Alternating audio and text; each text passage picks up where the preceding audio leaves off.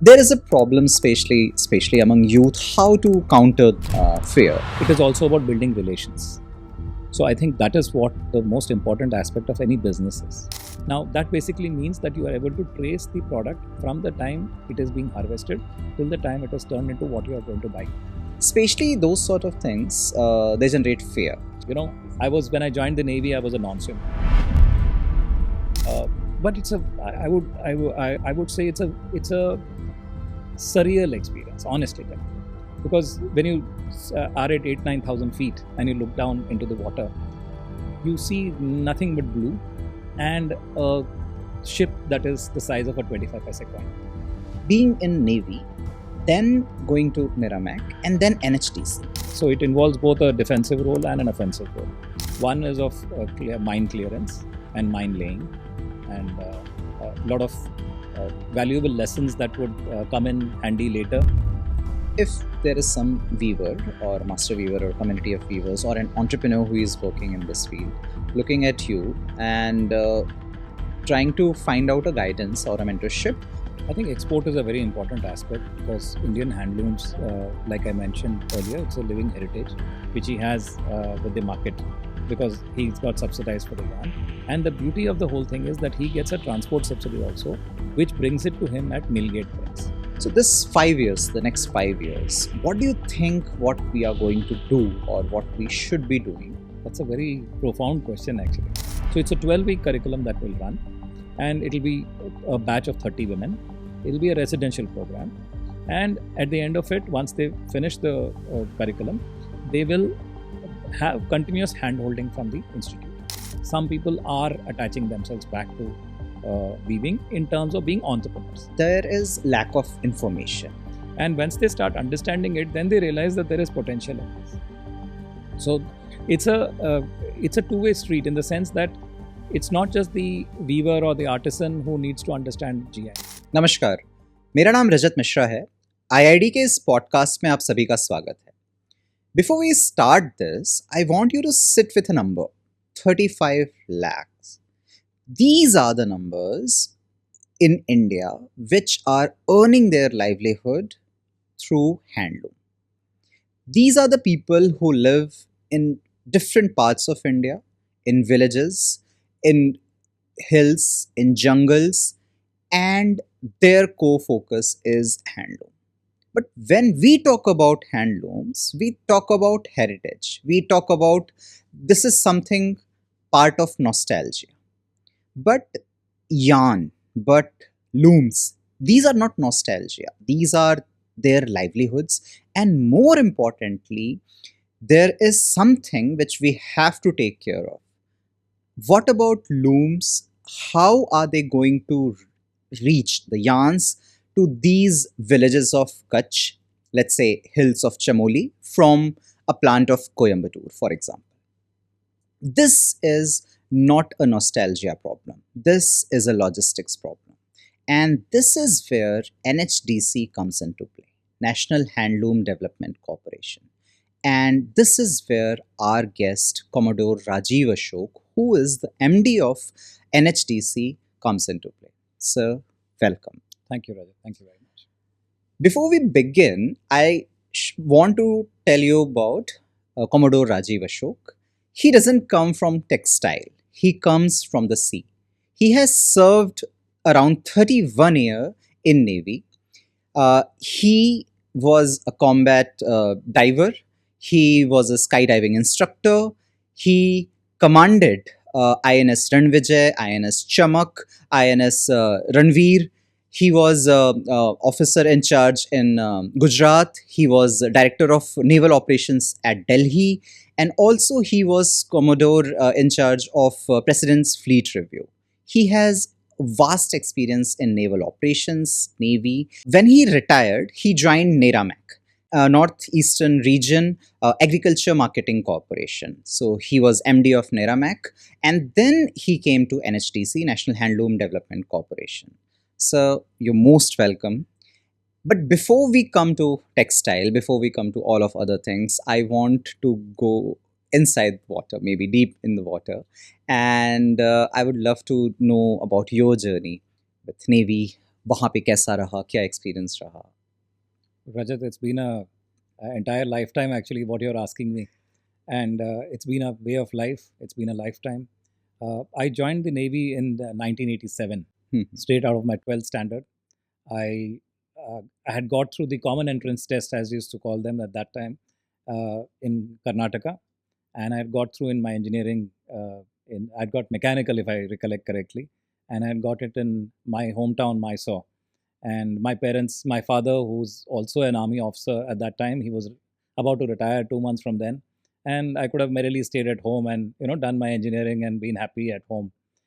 But then, as luck would have it, he happened to be in the army headquarters at that time, and the Navy came up with this scheme of 10+2 executive branch at the Naval Academy, and that time it was in Goa. And my father said, "Why don't you apply for this and have a look at it?" So I applied, and as luck would have it, I cleared the service selection board, and I got through in it. And from then, it was a different life story altogether. So I withdrew from my engineering seat, and then I got into the Navy, and 3 years of training at Naval Academy Goa, where we also got our graduation degree from the Goa University in oceanography and meteorology. And it was a very interesting phase of life because first time out of home, otherwise generally been with parents at all stages. So it was good to see a different a life being led in a different manner, and very interesting times because we used to it looked after the naval training looks after all aspects of life, right from your fitness to your eating to your health to your curriculum of studies to rest and recreation. So it provides you ample opportunities to do everything. So I utilized it to the hilt, and I used to be a good runner from before I joined the Navy itself. It probably in my genes because my father used to had taken part in the nationals of 5 and 10,000 meters. So I carried forward that legacy, and I did pretty well in the athletics part of the sports and other recreational activities that used to happen in the academy. So thereon, we passed out, and then we have a ship phase of about 6 months, which I was on. Now it is, of course, the new Beas has come in, INS Beas. We were in the old INS. Okay. And that was again a very different phase of life because you were suddenly in a confined environment. There were 23 of us on that, cooped up in a small area. So the ships did not have air conditioning, and so it was tough. We used to have something called pankha louvers, through which air used to come in, and we used to kind of sustain in some fashion in on the ships. It was a very tough, I would say, it was far tougher than the academy, if you ask me honestly. Though we were just there for 5 months, it was far tougher than the academy life. And it was the first time we experienced ships as well. So that itself was a lesson to be learned. And we got our sea legs, as they call it, while on Beas. And thereafter, we went on to become midshipmen. That was the first pre-officer kind of a training that we do. And we get exposed to how an officer lives his life and how they conduct themselves on a ship. So I did that. We were in Mumbai for that. And that was a very interesting phase also because I happened to join a brand new ship. She just got commissioned, INS Kuthar, and we were midshipmen on that. There were 4 of us who joined that. And it was very interesting times because we got to sail to Mauritius also on that. So that was our first overseas deployment as well. So it was very interesting times, and a lot of independence was given to us to function by the crew. So it was a very interesting period of life, and a lot of valuable lessons that would come in handy later while mentoring people, while mentoring subordinates. Those lessons that we learned there, I think, have stood me in good stead ever since. And the conduct of the crew on that particular ship was extremely good and very professional. And in fact, a few of them went on to become very senior officers in the Navy thereafter. That itself shows the caliber. So it was very heartening to see that. And once that got finished, then we got commissioned in July of 1991. Got commissioned, and we became sub lieutenants, and we started doing our regular, so to say, conduct of as officers in the Navy. Right. So, of course, there's initial period of some more training that happens. There's a lot of training that happens in the Navy. So that part is essential because that helps you function adequately when you actually take up your posts. So again, another year and a half of training went on after that. And that is an academic training part of it mainly. So we go to different schools, as they call it in the Navy, which teach different services subjects. And from there, we go on to do our what they call as a watchkeeping ticket. I was in the executive branch. Okay. So the executive branch needs to do what is called a watchkeeping ticket. Watchkeeping ticket basically means that you are allowed to stand independent watch at sea on a ship. Okay. So when the commanding And officer how is not big there, that ship would be? that depends. As far as the ticket is concerned, you can go to any ship. Okay. So we are all sent out to different ships. Depends on it's probably a draw of lot, or whichever way the Navy decides. It's they send you to different ships, and then usually the numbers reduce further. Like when we were cadets, we were 23 of us. Then on as midshipmen, we were 4 of us, and as watchkeeping sub-lieutenants, we were just 2 of us. So the number keeps reducing, and then eventually you become a sole member of a ship where you're leading a particular a task. So during watchkeeping, I ended up in Port Blair. So that was a very interesting time, and I was on board INS Cheetah, which happened to be a landing ship. So a very unique ship, flat bottom ship, and which lands troops and tanks and trucks onto the beach during either hostile operations or for evacuation. It can beach and get the troops on board and get them back. So it's meant for various kind of activities of that nature. So that was very interesting, and we sailed the length and breadth of the Andaman Islands. And at that time, the Navy was a little more relaxed, so we could have that time to ourselves where you could anchor at different locations off different beaches. Andamans was a great time, and we could see the length and breadth of the chain of islands. Indira Point, the Great Nicobar Islands, where Campbell Bay, the new port is coming up, the transshipment port is coming up, that part. And just Andamans in general, even the Nicobaris, the tribals, we could see them from a distance, the indigenous people of Andamans. So it was a marvelous time, and a lot of exploration because we were young, curious, a lot of energy. So it was great fun to be in Andamans, in the Navy at that stage in life. So thereafter, of course, we got into the rut of the Navy, so to say, after we got our ticket, and then the regular things, the push and pulls of services started off, and so I thereafter, after serving on ships for a few years, thereafter I decided to specialize as a combat diver. It is called clearance diving in the Navy, which basically is akin to a combat diver. So the role remains of combat.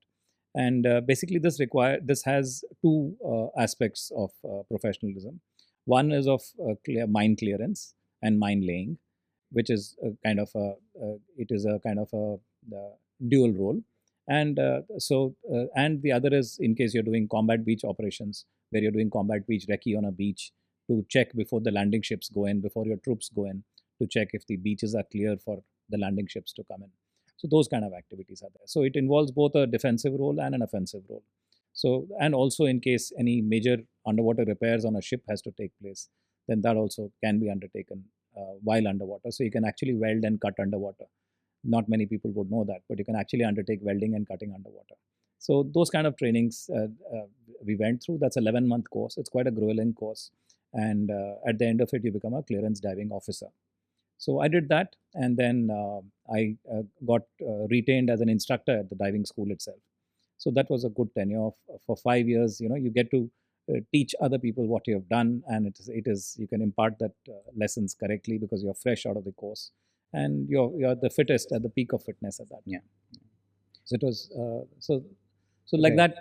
I can just go on forever if Yes. you want me to, but. So combat diving part, I have an interesting question, but I'll come back to it afterwards. But before we go to it, you were an instructor. You were also part of skydiving instruction, and then Yes. you did that, right? Especially those sort of things, they generate fear. And this is something to Limca records. So that is like going beyond that fear. There is a problem, especially among youth, how to counter the fear, how to go past it. And it's not just about the combat part or the military part, but other aspects of life too. So, what is your take on it? You see, as far as fear is concerned, people have different levels of fear for various things. Right. Even diving is not an easy thing. It is actually, I would say, if you ask me honestly, if you grade the fear, I would say diving is a tougher job, especially military diving. Okay. Is a far tougher job than skydiving is. As far as the toughness and the fear factor is concerned, military diving, not scuba diving. Sure. Military diving is a far tougher sphere to be in. But I think you have to talk to yourself. You have to talk yourself into doing things which are above and beyond. So that's how you overcome your fear. And I totally agree with you that even while doing skydiving, it's not that on the first jump we were like heroes jumping off or something of that sort. We were also petrified. And skydiving, of course, came a little later in my life. I did that somewhere in 2001, and I was very fortunate that I could do it with my wife. Okay. My wife also happened to be in the Navy, and she was an air traffic controller. Right. And in 2001, we got selected by the Air Force to do this. We volunteered and we got picked up. So it was lucky, I would say. And so we both ended up in Gorakhpur, of all places. Where I never even heard of Gorakhpur. Right. In the Navy, you don't. Yeah, I'm obviously. otherwise from the south of India, and though my father was in the army, so posted all over there, but never been to UP or thereabouts. So. Right. So Gorakhpur was a unique experience in itself. So I was fortunate that I happened to go with my wife there, and we both did the basic skydiving, the basic paratrooping course at that time. Okay. And then went on to do skydiving thereafter. So I can understand why the element of fear was little less when I know, you actually. So, we used to draw strength from each other. Sure. So if you ask her, she will tell you that I jumped because he used to jump. And if you ask me, I would say the other way around, actually, because and we could feed off each other's strengths, Right. And we could support each other that way. So it was great fun to do that course. And thereafter, we went on to do many more demonstration jumps, and in various locations with the Air Force across India, including Bhatinda, Trivandrum, all over the place, in fact, even in Wellington Staff College. Okay. So we did a whole lot of jumps everywhere. So that was a wonderful experience. And we also, the Limca book record that you talked about is basically of skydiving onto the aircraft carrier. Okay. Yeah. So we were stationed off, the aircraft carrier was stationed off Vizag. And this was just before the President's Fleet Review in 2006. So that's the time. It was just decided at the spur of the moment, and we hadn't really thought it through. I'm given to understand that the Air Force had been planning this for a very long time, and I had requested the Navy for this, but somehow it had never worked out for whatever reasons. But finally, I happened to be the staff officer to the Chief of Staff in Visakhapatnam. So I just mentioned to him that we could do this jump on Virat, and it's doable. So he said, "Are you sure you can do this?" I had not consulted the team. I had not asked the fellow jumpers. Nothing. We had not planned anything, honestly telling you. And so he said, "Are you sure you can do it?" We said, "Yes." Now, my wife was scheduled to carry a coffee table book during the President's Fleet Review, 2 days from then, and land in front of Mr. Abdul Kalam and hand over the coffee table book. He said, "What if Rashmi goes into water?" So I said, "We'll find her a different shoot. So that's not a problem." So he said, "Okay." So he picked up I still remember this very vividly. Admiral Chopra was the person. He was the Chief of Staff. He later on went on to become CNC East and retired thereafter. So he picked up his pad and he walked across to the CNC's office. And he came back 15 minutes later and said, "It's through." So, it struck us, and it struck me at that time that we had got into something that we were really not prepared for. So that's the time I immediately gave a call to my wife and I said, "This is on." So then we called up the rest of the team. There were 9 of us. And the rest were all Marine commandos. Okay. And I was the diver in that, and my wife was an air traffic controller. So just a plain swimmer. Right. So she was the least qualified as far as water was concerned. But jumps wise, she was very qualified. But water wise, she was the least qualified. And this happened so fast because there was no time, because the ships had to line up for the anchorage, which is part of the President's Fleet Review. And also the window was very short because the next day there was supposed to be the President Fleet Review. Of course. So as a result, we just quickly all got together and then we got into the aircraft at the Seeking. We got into a Seeking at INS Dega, which is the air station at Visakhapatnam. Flew on to Virat. This happened the very next day or the same afternoon. I don't recollect very much now. But probably the next day. And we went on to Virat. We were called into the operations room. We were given a briefing as to how the thing is and where the ship is and how it's going to happen and things like that. We were carrying our chutes with us. We put on our chutes and went off to jump. It was that fast. And of course, we had boats deployed across around the ship in case somebody went into water for rescue. But it's a I would say it's a surreal experience, honestly telling you, because when you are at 8,000-9,000 feet and you look down into the water, you see nothing but blue and a ship that is the size of a 25 paise coin. And the Sea King has a leg rest that on which you it's a step actually on which you step out and then come onto the tarmac when you want to step out of the aircraft. So that thing has got it's like a grill. It's got holes in it. Okay. You could actually see the carrier through that hole. So it is that small. So, that aircraft carrier. Yeah, aircraft carrier. Imagine aircraft carrier. We're looking like you could see it through one of those holes. So and very clearly. Right. So that's the kind of fear factor you're talking about. Yeah. And so we decided to do the jumps in lots of 3. Sure. So that we are well spaced out because we didn't want to stack up on each other and have problems while landing. So in 3 sticks we call it. So we jumped in 3 sticks, and so we all landed, and fortunately all of us landed very fine, and we were all safe at the end of the day. Right. And that was the important part, because on a ship there are many aspects that can go wrong, because you have these antennae sticking out of the ship. You have the funnel through which smoke is coming out, because the ship is at that time running her generator sets and things like that. So all those factors come, and there also the excitement of seeing people land at sea. This was the first time it was being done. So the excitement, so the entire crew was on the deck. So there were people all over with shouting, and you could see the excitement amongst in the people. And there was a steady wind blowing, so you need to factor for that also. And the problem with landing on a carrier vis-a-vis land is that there are very little reference points. Now, when you're landing on land, the advantage is you can make out your ground speed by looking at your ground. Right. Here, there's water, so there's no reference for you. Okay. And also, you're not landing on the water. You're landing on a thing that is about 15 meters above the water. Right. Because you're landing on the deck. Yes. So you have to cater for that also. So there are multiple factors that come into here, apart from the antennae and the other things that are sticking out. Right. And a hard metal deck. You're not landing on soft ground. You're landing on a hard metal. Not on sand or not on grass, sand or soil or something like that, or grass for that matter. So it is a complex process.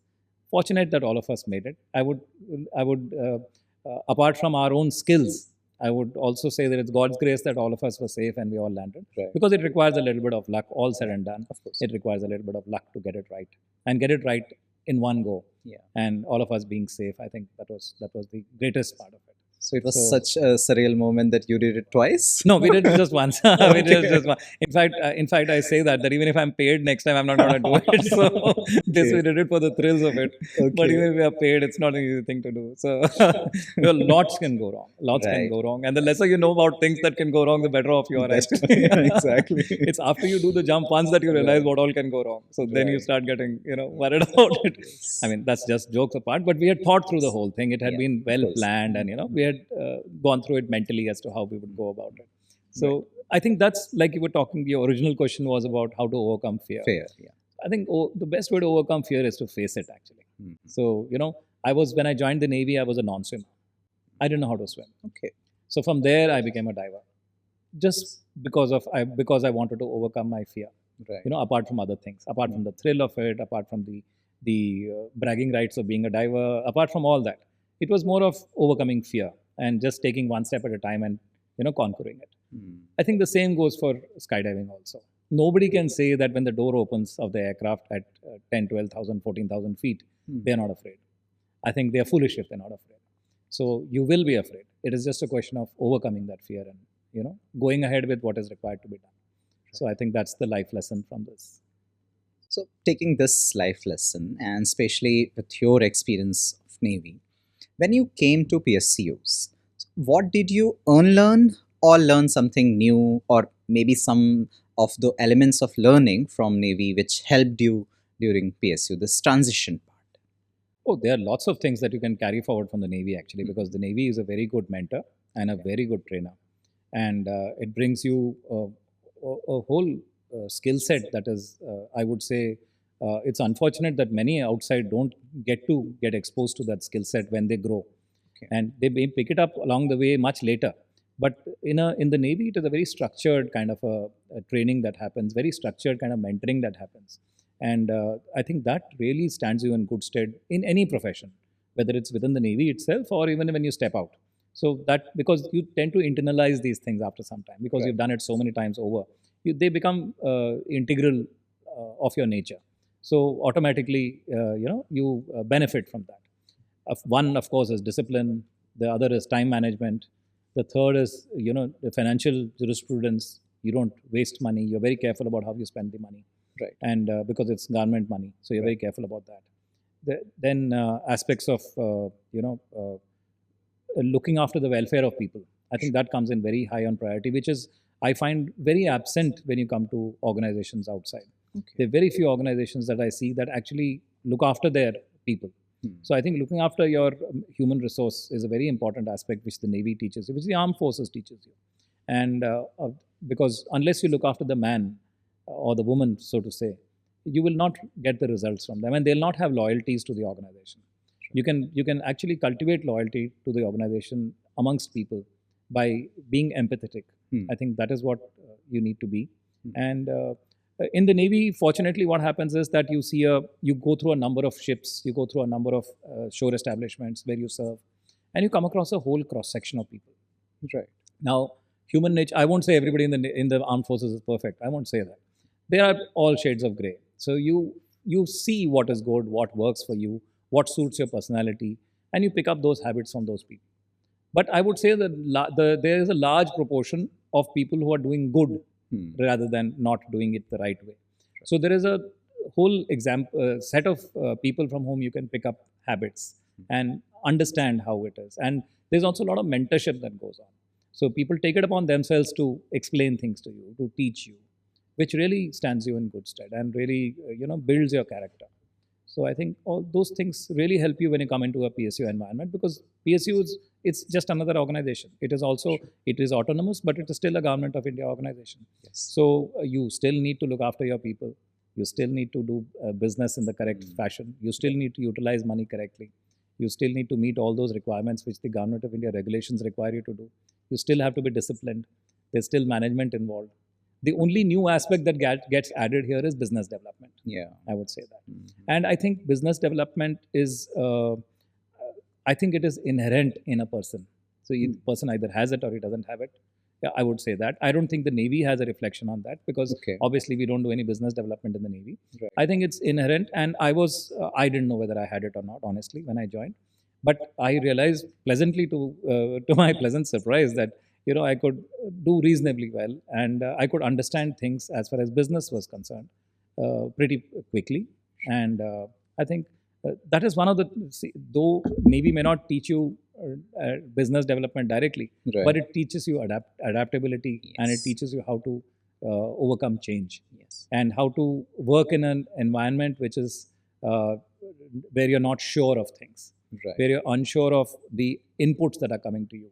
And about the, it's like what we call the fog of war. Exactly, to fog of war, which I was about to ask earlier about the diving part. Because when you're diving, when you're inside deep water, maybe your one hand does not know what is the other hand doing, and there is lack of information. You're not able to see everything.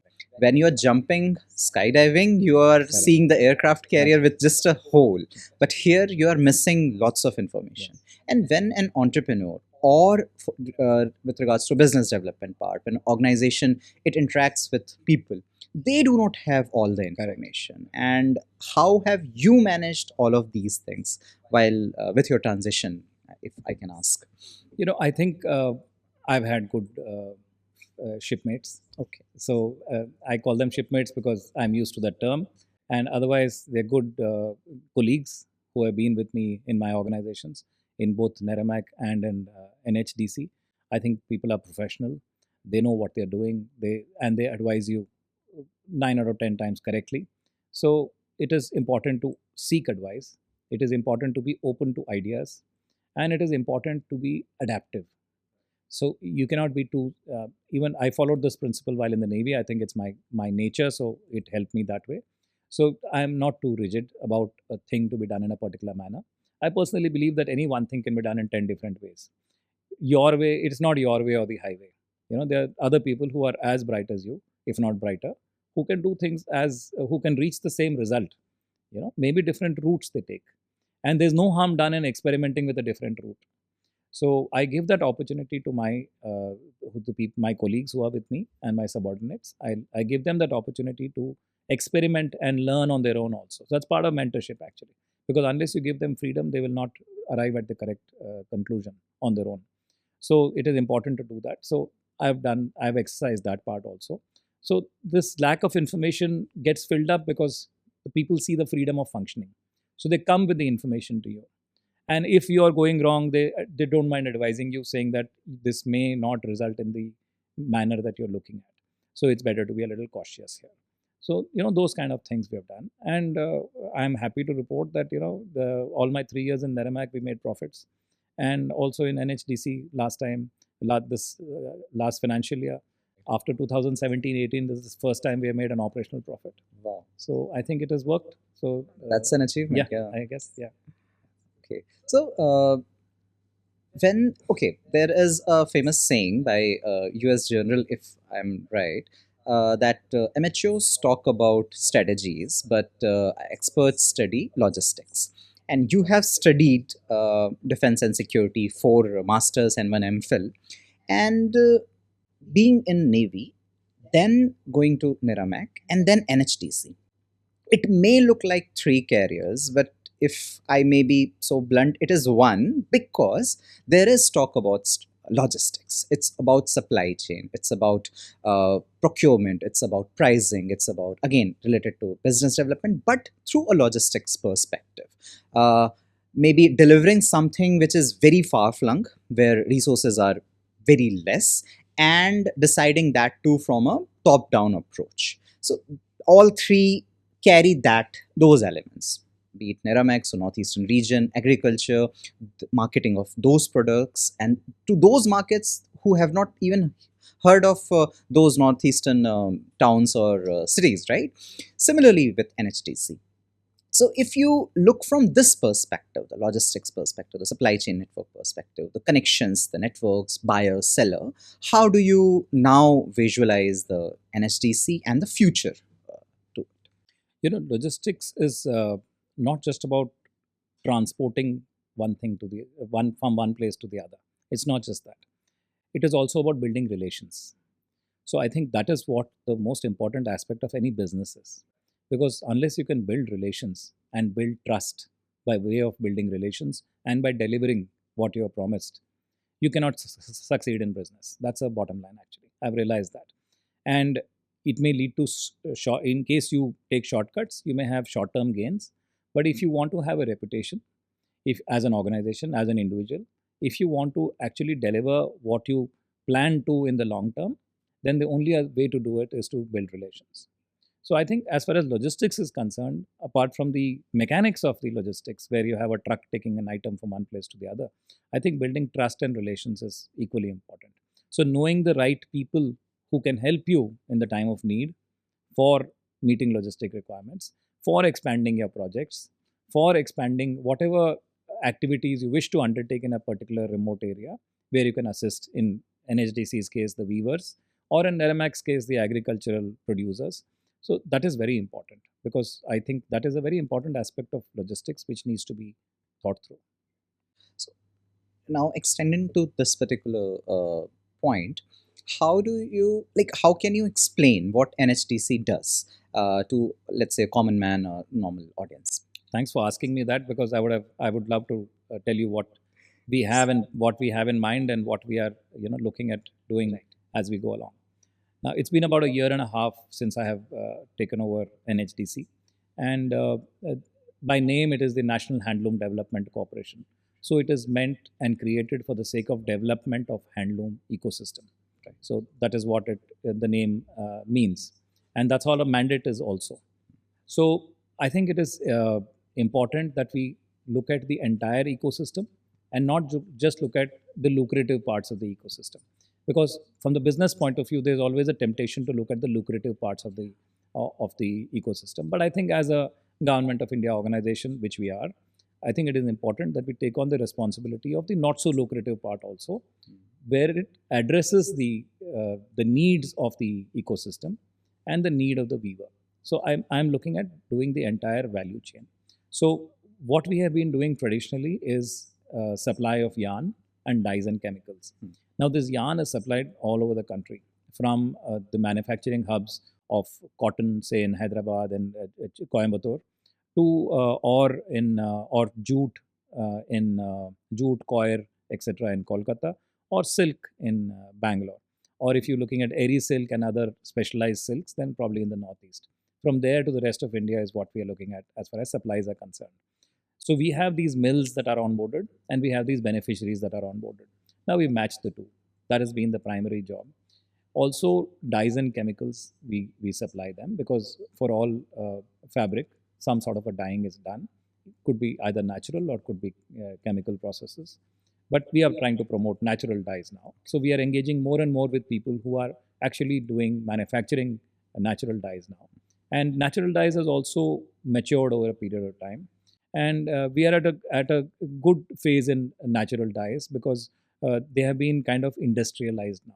So though they are extracted naturally, but they are available in packaging and in method of using where it is similar to a chemical dye. Right. So it's easy to transport, easy store, to accept, easy to it has the properties have improved. People have done work on it, so the properties have improved. So your color fastness, how long it stays, all those sort of things, how many rubs it can handle, all those sort of things it has improved drastically. So I feel that handloom, being a sustainable product in itself, putting a chemical dye in between spoils the whole show. So we have to continue. We have to push for natural dyes to come into that, so that handloom and natural dyes go hand in hand, and we check all the boxes as far as sustainability is concerned. Right. So that is one aspect that we're looking at. NHDC is also looking at the part where we are undertake some projects for the benefit of people. Okay. So like we have recently put up a proposal for a creation of a handloom park. Okay. So so in case that comes up, in case that gets sanctioned, then we would have set up a huge facility where large number similar to a textile, a PM Mitra park. Not to that scale, of course on a much smaller scale, but it's like a mini handloom park. Sure. So we'll have about like a large number of looms in upwards of 200, 250, and there'll be a facility that will get created, and there'll be a natural dyeing facility, there'll be a yarn common facilities, so that it covers the entire value chain of the fabric creation as far as handloom is concerned. That is one aspect we are doing. The other thing that we are addressing to a large extent is traceability. Now, traceability becomes very important, because if you're looking at consumer satisfaction and confidence as far as product is concerned, especially when export is concerned, you have something called the digital passport nowadays. Europe has moved into digital passport. Now that basically means that you are able to trace the product from the time it is being harvested till the time it is turned into what you are going to buy. So for that we need to have a system. So we thought we'll break it up into phases. So the first phase that we are looking at is, how do we distinguish between handloom and powerloom? Now, powerloom has generally, I would say, spoiled the market to an extent, because they claim themselves. If they are working on their own, there's no problem. Right. The problem comes when they claim themselves to be handloom. That is where the problem comes. I've got nothing against powerloom, because it's essential. Because there are certain mundane things like bed sheets, etc., that can be made by powerloom by all means. There's no need to waste a person's time on making a bed sheet. But there are various aspects of handloom which are very typical to a handloom, and which have their own, handloom is basically a living heritage. Now you can't corrupt that with powerloom and can't claim that to be handloom. So that is what is happening in a lot of places. So we thought that is a major point, because unless you have faith restored in handloom, the art will not thrive, and the art will not sustain and survive. So that's when we, with the help of the ministry, we've got a project going where we're looking at an IoT device being fitted on the loom. Okay. So the IoT device is linked to an app, and that to a QR code. So the QR code gets registered the moment the weaver starts his work, and the IoT device is geotagged to that position. So the QR code is woven onto the fabric, So it's not stitched, it's not stapled. It is woven onto the fabric. So when the weaving starts, the QR code gets woven. It's a separate piece of cloth and it gets woven onto the fabric. And when a customer scans the QR code, he gets multiple information. One, he gets a photograph of the weaver because he does that as a part of the exercise. He gets a photograph of the loom weaver that is on the product that he's making. Sure. That same product which he's got in his hand, the loom and the item being on the loom and the weaver being there come together. Right. He also has a 30-second clip of that, about a video the person, yeah. clip of that happening. Then he gets to know what the fiber that is being used, what yarn is being used in it. So that data can be fed. He knows how much time it has taken to make it. Super. So as a consumer, he knows that he is buying the right product and he knows whom he is helping. Right. So it creates a story in itself. That's so that, very important. that storytelling is important Very as part of your business. Yes. So that creates a story in itself. So that is what we are looking at doing. And we've already started the project. It's got sanctioned. We already started the project. The ministry is very particular about implementing it in full gusto. So we are trying to go all guns blazing as far as this is concerned. So we are doing that. The other thing that has got that we have got a sanction for, which we are going to implement very shortly, is a handloom entrepreneurship school. In the Northeast. So what we found is that there is a slight amount of gap that is there in our ecosystem. Now there's a lot of skill training that is happening, and there's a lot of buying that is happening at the other end. But the weaver getting converted to an entrepreneur, or the right kind of entrepreneurs getting associated with weaving. So the gap that lies is for the entrepreneur getting created, the right entrepreneur with the right knowledge set.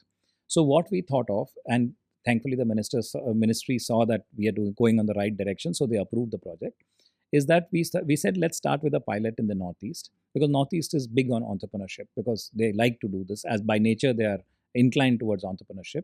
So, and we said let's select only women and let's look at only youth. Now youth by definition is anybody between 18 to 29. So we said we'll choose between 18 to 29, only women who are from the community, who already know weaving. So we're not going to teach them weaving. That skill training we're not going to do. Maybe in case required if they have some minor course correction required in weaving, we can do that. But the idea is not to teach them weaving. Right. The idea is to teach them entrepreneurship. So what do you require to be an entrepreneur? You need digital literacy. You need financial literacy. Yes.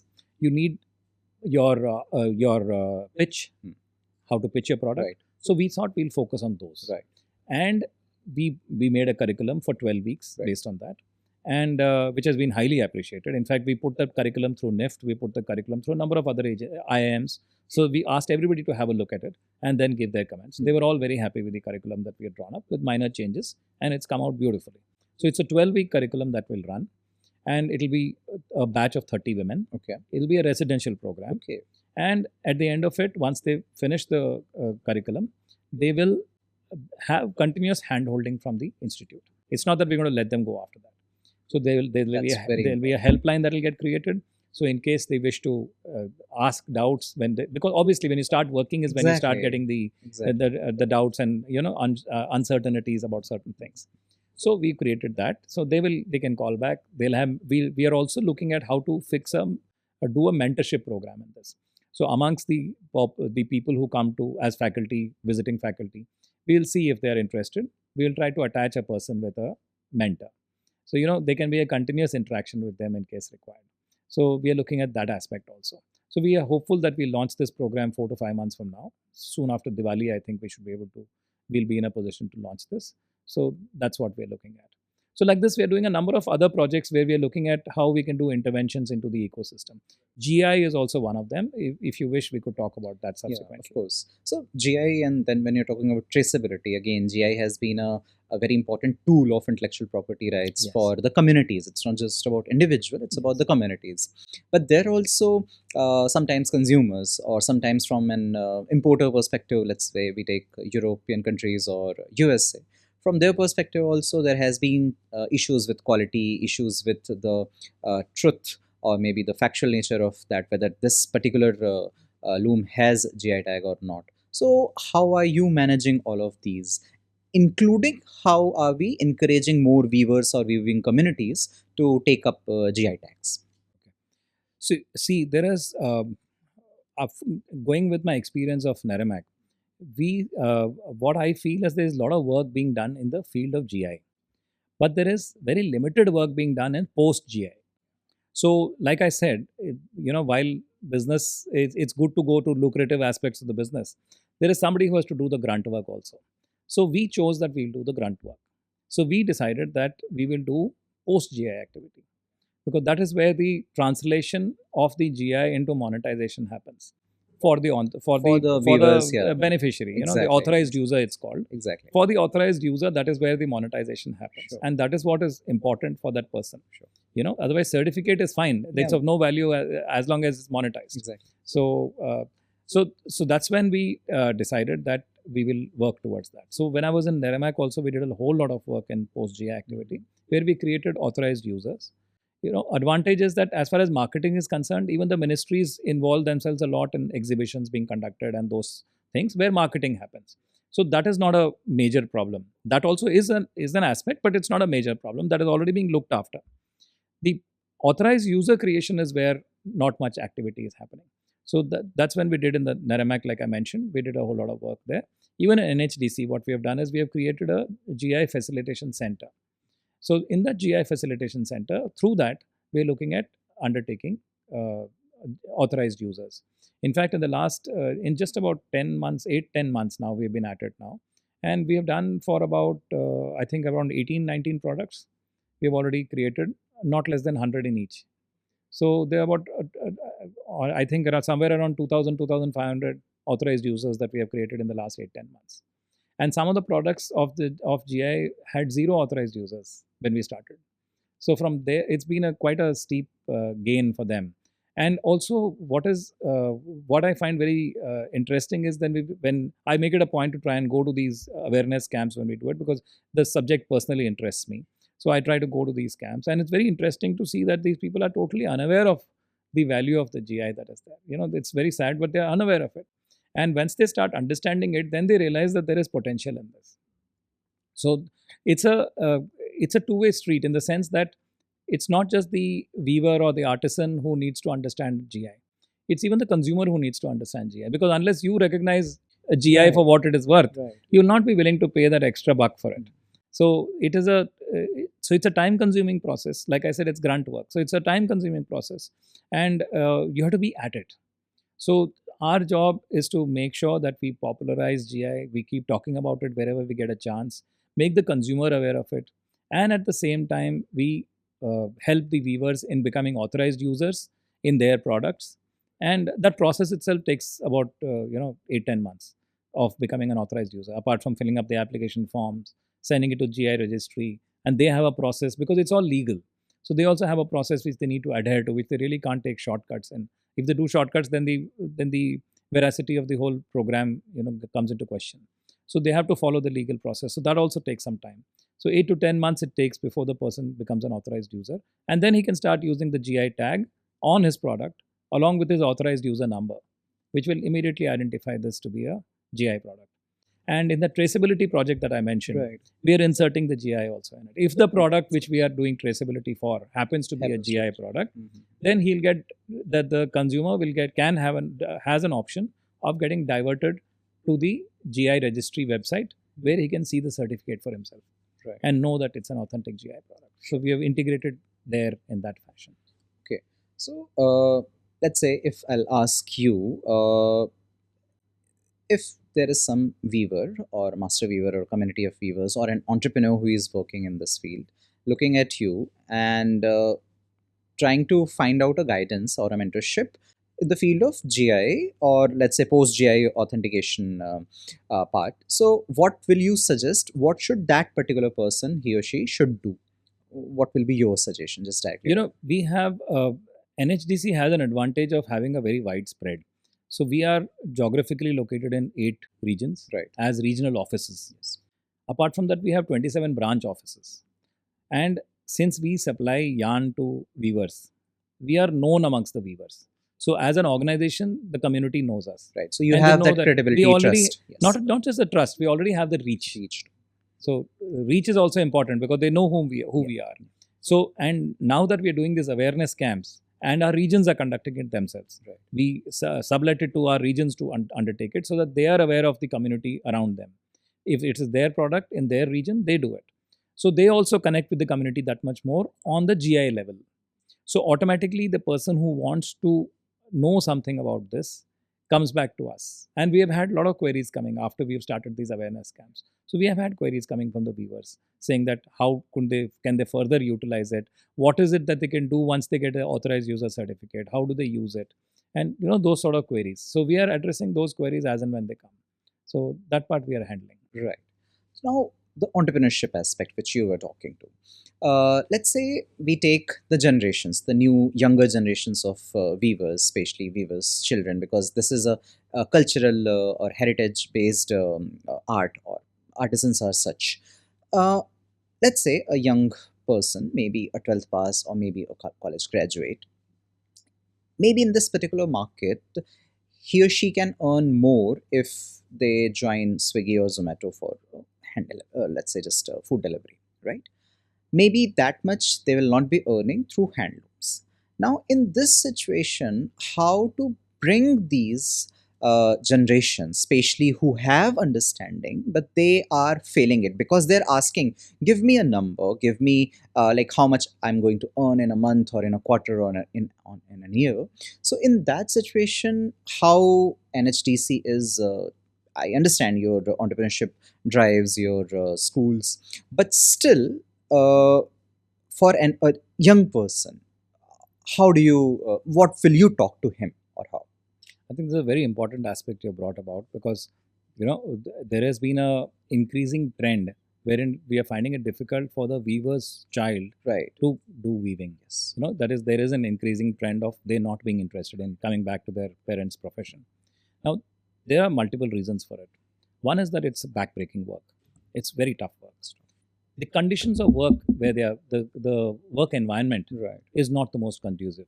Like you mentioned Swiggy, Zomato. I would even go to say that if you're a guard at a mall, you're standing in an AC environment. Yes. Here you're sitting in a pit loom on the ground and trying to get work done. And you're working 8 hours a day continuously. Right. And the amount you get paid depends on the effort that you put in. Right.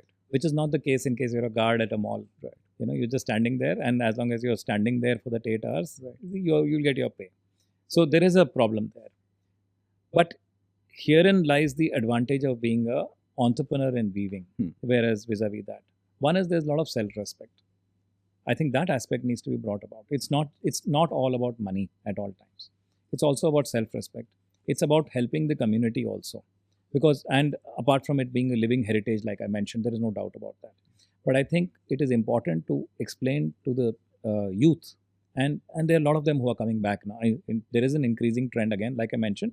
There has been a trend of it going down, but increasingly you will find some people are attaching themselves back to weaving in terms of being entrepreneurs. Okay. That is where our aspect of not becoming weavers, but entrepreneurs. That is where our aspect of handloom entrepreneurship school came in. Right. Because that's when we saw that this is where we can attract the youth to come back.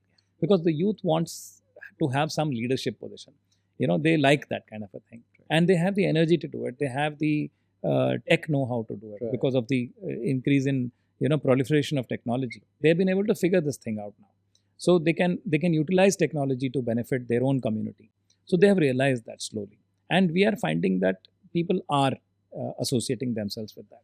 So I think that is where we can also, encourage people, and we can, when we meet the youth, we have these, one aspect which I should mention is that we have these IIHTs, Indian Institute of Handloom Technology. Right. They have vacancies for weavers' children. Okay. So they can do technology, they can study there, they can get BTechs there, they become diploma holders there. They have all those advantages which they get by virtue of being weavers' kids. Right. So they can get those qualifications, and then they can come back and work in entrepreneurship. Right. So that's an aspect that we can. Right. So you have been part of security overall infrastructure scenario. Now coming to the economic security part, from a village or maybe a household, starts with that household, a community, a village, then this district with ODOPs, multiple things are happening. But when we look at the bigger picture, the national picture, Right now, we are exporting around, I think, $140 million dollars of handlooms, right? And Honorable Minister has given a target of $10 billion by 2031. So this 5 years, the next 5 years, what do you think what we are going to do or what we should be doing so that we can achieve that particular target, ensuring the national economic security to the last handloom weaver? I think export is a very important aspect because Indian handlooms, like I mentioned earlier, it's a living heritage, and I think people ought to be exposed to it. I don't think any other country in the world has the kind of cross section of designs, weaves, and the skill set that our people possess. And I think it's very important to tell the correct story to ensure that the product is finds the right market. Now, we have been focusing a lot on the European and the American market. And I think that's where the money is. So that's how people have been focusing on that. But I think there are other countries like in Africa also that and in South America that we need to start looking at and see how we can promote handloom products in those areas. Now, there are, like you rightly mentioned, the ministry is very focused on it, and there are a lot of schemes that the ministry runs for promotion of exports. And there is also a number of organizations within the ministry, apart from NHDC also, who are focused on exports.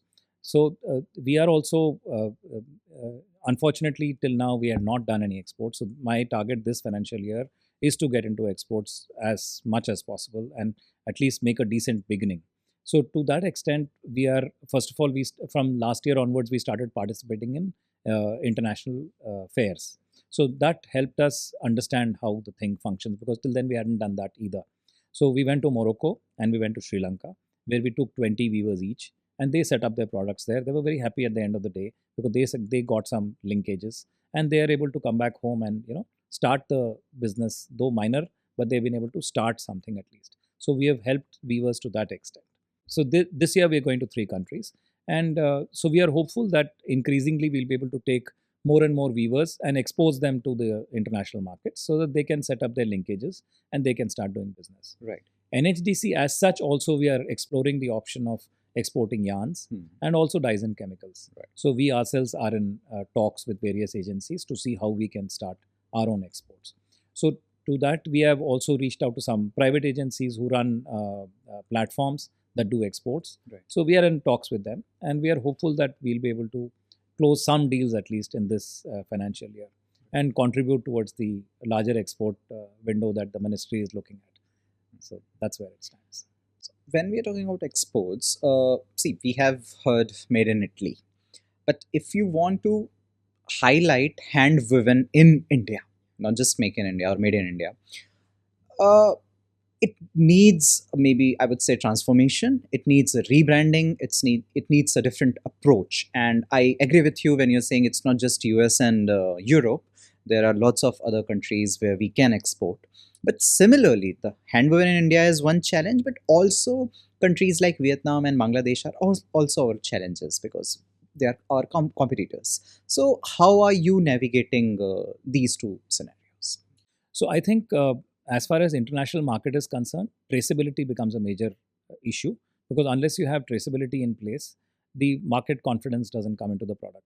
So the project that we are doing on traceability, I think that will bring about a lot of change in the approach of consumers.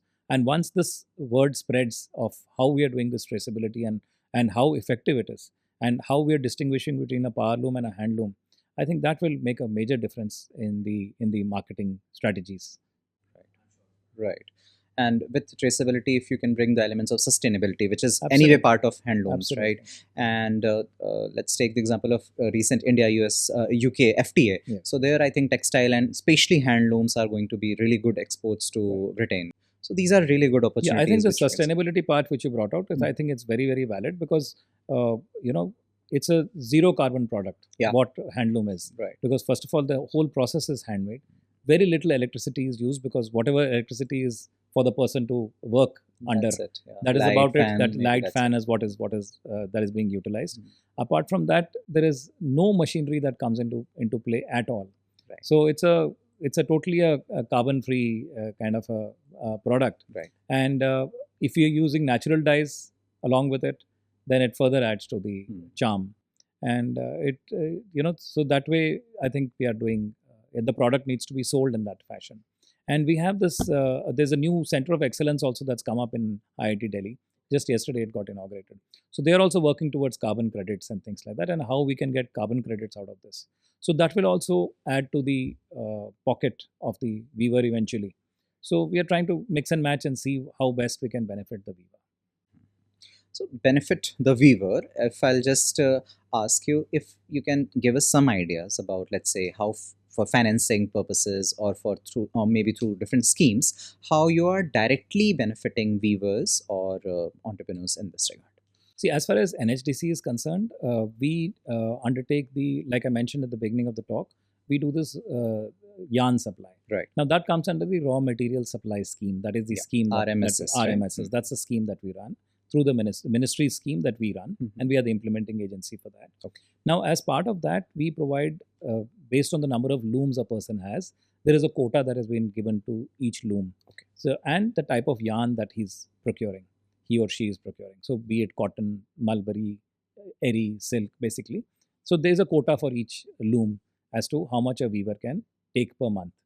Now, based on that quota, he can demand the yarn, and the yarn, he pays for it, of course, but the yarn comes in based on that, and he gets a 15% DBT on the yarn. So, 15% is a straight away an advantage which he has with the market, because he's got subsidized for the yarn. And the beauty of the whole thing is that he gets a transport subsidy also, which brings it to him at mill gate price. So, if a person in Guwahati is wanting to buy cotton from Coimbatore, he'll get it at the same price as a weaver in Coimbatore gets it at, plus a 15% subsidy, which anyway he's entitled to. So it works out a big advantage to them. And transport is zero, actually, not nearly. Transport is zero. And the 15% subsidy goes directly to his bank. And so he can utilize that as the subsidy amount. So now, almost at the end of our conversation, I'll just ask you one or two simple questions.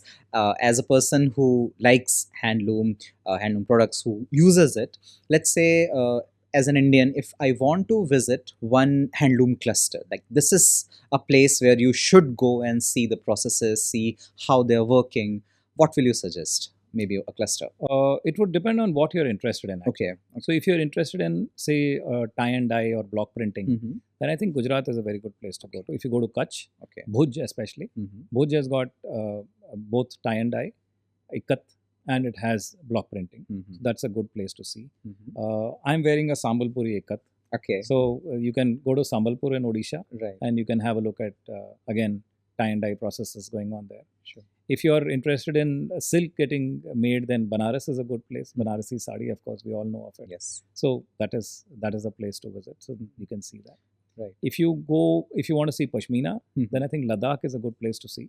Though Kashmir Pashmina is more popular, but I would say Ladakh is also coming up in a big way as far as Pashmina is concerned. Okay. And you must visit. There are some very good clusters and entrepreneurs who have created those clusters working in Pashmina. So Looms of Ladakh, there is Lena Ladakh. They are all organizations that are working in Pashmina. So you can visit them.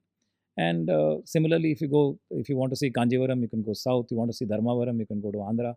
So there is no end to it, actually. Like I mentioned, there are actually 116 weaves in which different types of saris are made. 116 types. So there is no end to it. So if you have a particular place in mind or a particular weave that you have in mind, you can get in touch. I'll let you know where to go and whom to visit there. Sure, but I'll hold you to it. Certainly. But my only appeal to everybody is that please do buy a piece of handloom every year, at least. At the very minimal. Right. That's the least you can do to help the weavers. And this is not charity. It is. Don't look at it as charity. Don't look at it as something you're doing as a favor to anybody. It is you're doing yourself a favor. It is our culture, our heritage. You're preserving it, and you're contributing to its preservation. So I think it's very important that the least you can do is buy a cloth of a piece of fabric of handloom, be it a sari, be it a jacket, be it a shirt, or anything of that sort, be it a dhoti, anything that is made out of made from the handloom. I think it is important to own it. Right. And if you buy one every year, it's a kind of a habit forming thing, and I'm sure you'll start liking once you start wearing them. You like them as well, because there's nothing not to like in it. Just to add, I think I was in college when I first bought a shirt, a kurta, a short shirt. It was that was of Handloom.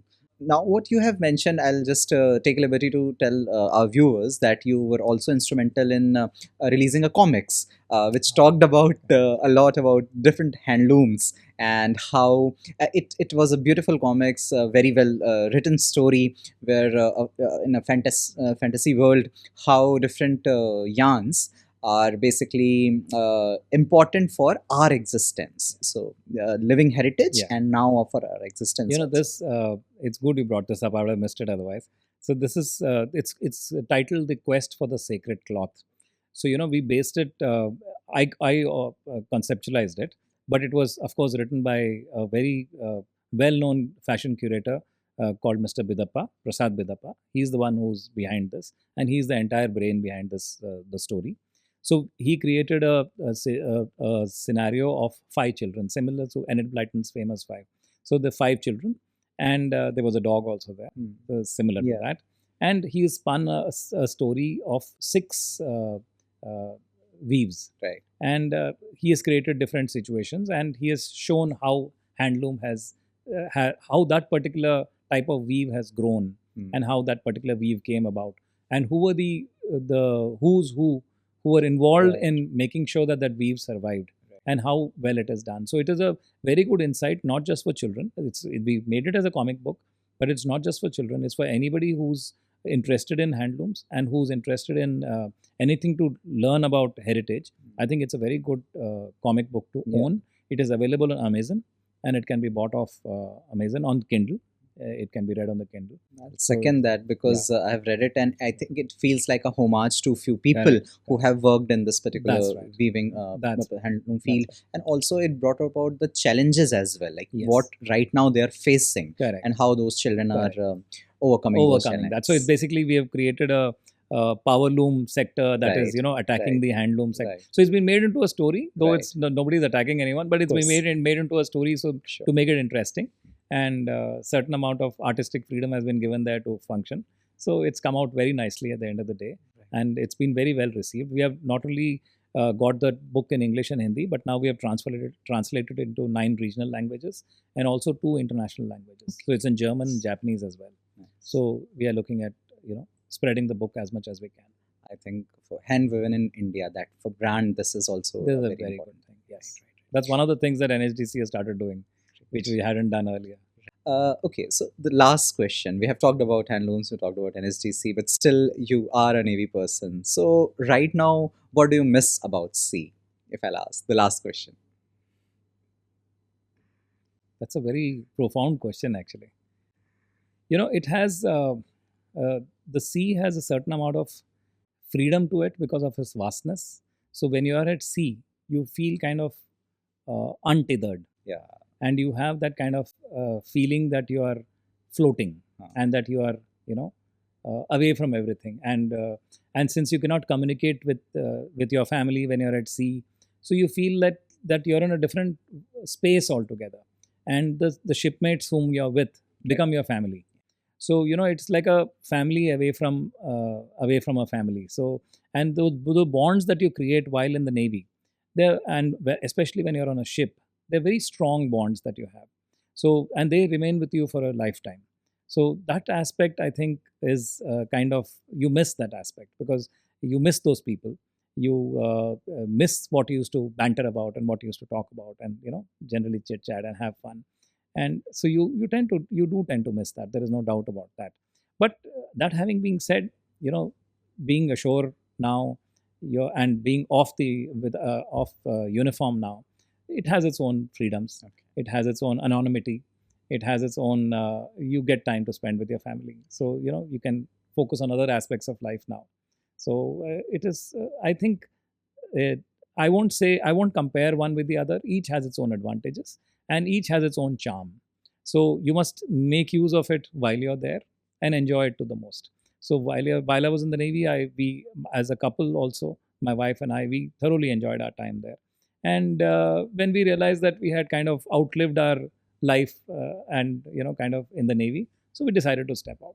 So then that's when we came in here, and I think we are enjoying ourselves here as well. And I think that's the way to live life. You make the most of what you can wherever you are. Right.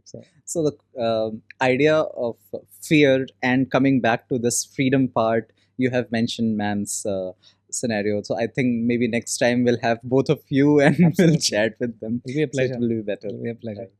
Thank you so much, sir. Thank you so much for your time. And it was a really interesting and very profound conversation. We learned a lot of things, especially about Handloom and the work NHDC is doing under Ministry of Textile. More power to you. Thank you so much. Thank you so much. Thank you.